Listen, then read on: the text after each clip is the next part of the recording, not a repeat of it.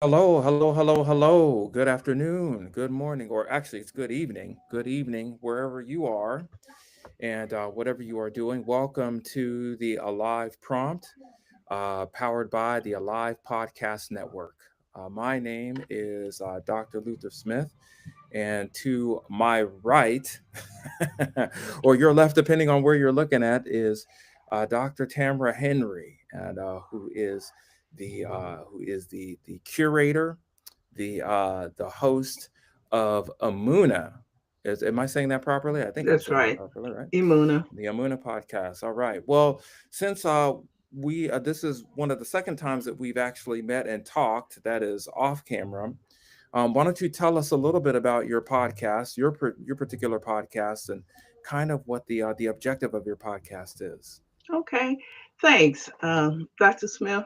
It's good to see you again. It's good to see you.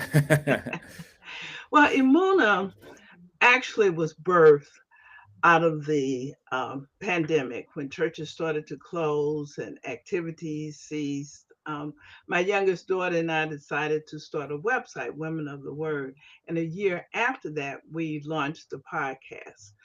The podcast originally was to enhance the work that we had posted on the website, but it has taken on a life of its own. Uh, it tries to reach beyond church walls to show the relevance of scripture in everyday life. It shows that faith isn't about a bunch of don'ts, it's about living a full life. And in 30 minutes, you'll see the insight and the encouragement that fuels you just as much as a full church service. That's what I like to think.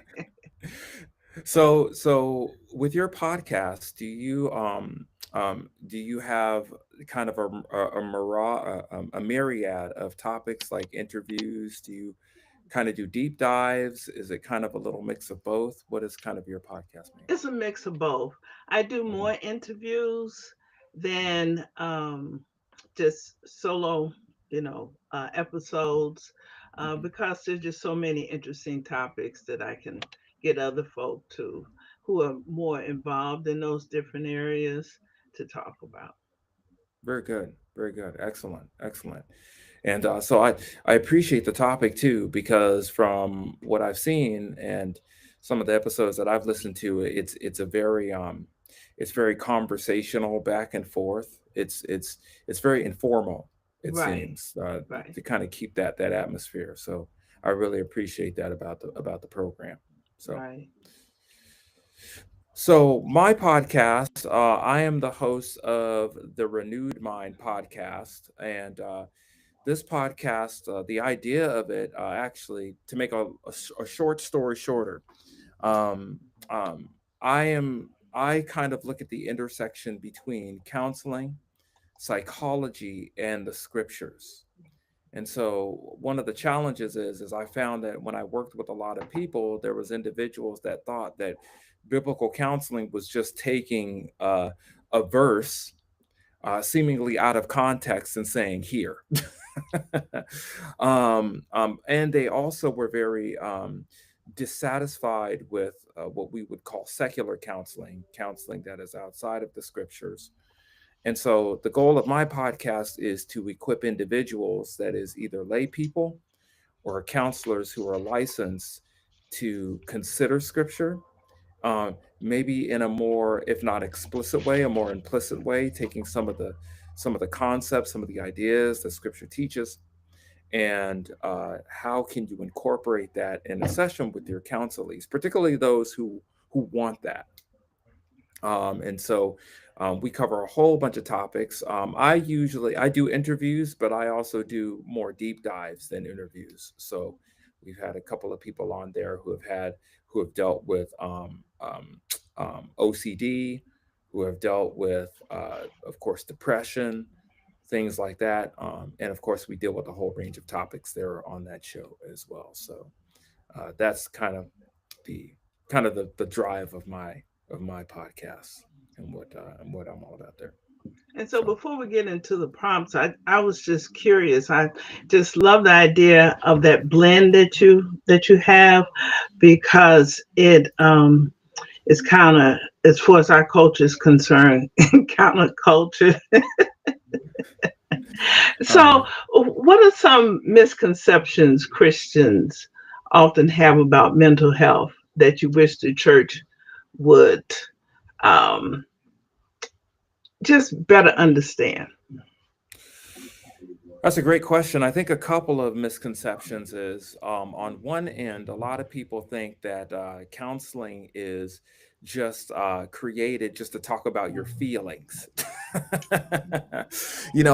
They have this kind of this picture of this counselor with this either a clipboard or something in hand, and this person is just gushing in front of them, right? And and they're all they ask is, well, how do you feel about that? How do you feel about this? How do you feel about that? Right?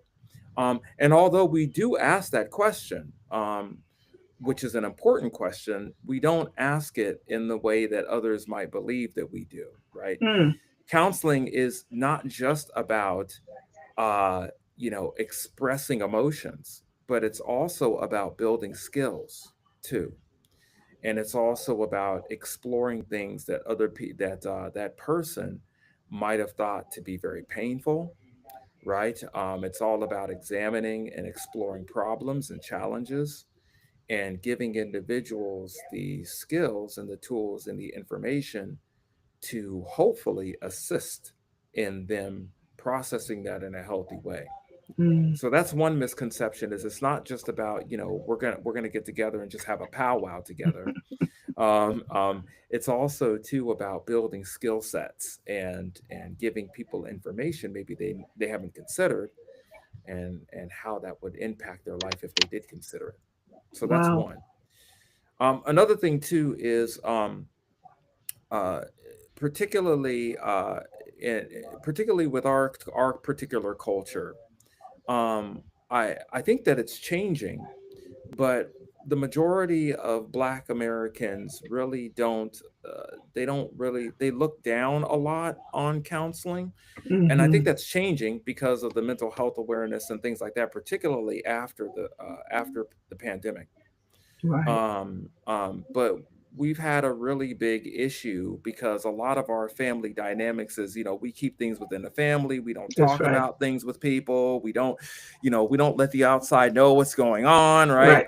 What's in the And family stays in the family. that's exactly right. That's exactly right. That's exactly right. And I think that that has prevented us from seeing problems in a multifaceted way, in a way that we can kind of address them in a way that's more healthy and productive. So I think those are kind of the two common ones. And by the way, this is not just with our culture too. This happens amongst all other cultures as well. From what I have noticed, that there's a Mhm. lot of families that have lots of closed systems that don't like to talk about these things and explore these topics. Yeah. So, Yeah. yeah, so that's a challenge. Um, in light of your, I think the word emuna means belief Right. or faith, Faith. right? Right. I believe. So, tell me a little bit about how talking about complex issues and challenges and things like that. How do you suppose, from your experience and what you've kind of learned from these individuals, how faith kind of addresses, issues or challenges in the life of an individual to help them Mm, get through that? mm, mm. That's a good question. Faith plays a key role in shaping my perspective or purpose, and for others too, I'm sure. So I try to see the world through the lens of scripture. For example, if I'm facing a big challenge, I can do all things through Christ who strengthens me. Mhm, Philippians 4:13. mhm, mhm, Or you run into a roadblock and or a mean boss or whatever. Then I'm reminded in Matthew, was it 5:44? You're supposed to love your enemy and pray for those who persecute you. And if it persists, or if things, I'm human. So if things get really bad, then I lean on these imprecatory prayers of David.